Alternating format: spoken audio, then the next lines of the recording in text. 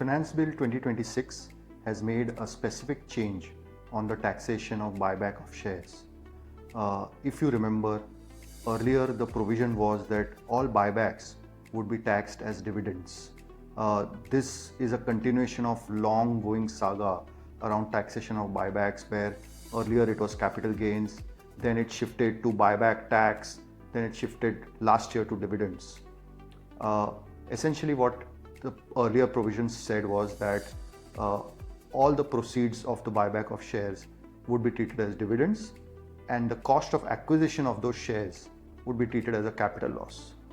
This has now reversed back to capital gains.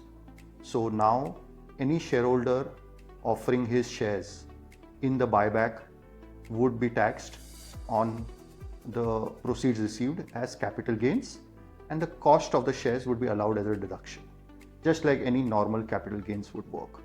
The tax would be paid under the capital gains tax provisions, which in case of long-term capital gains is 12.5%.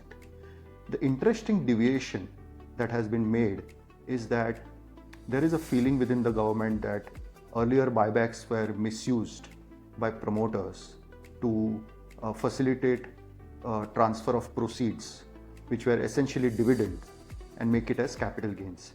Hence, for the promoter shareholders, the capital gains treatment remains.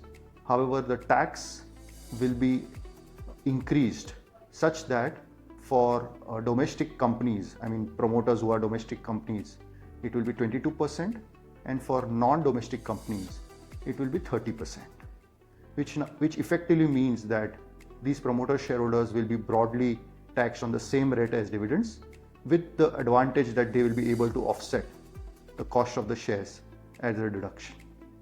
Earlier, when there was dividend treatment, the advantage that the few corporate shareholder used to have is that they could get ATM benefit, which means that they could have offset the buyback proceeds received as dividend against any dividends paid by them.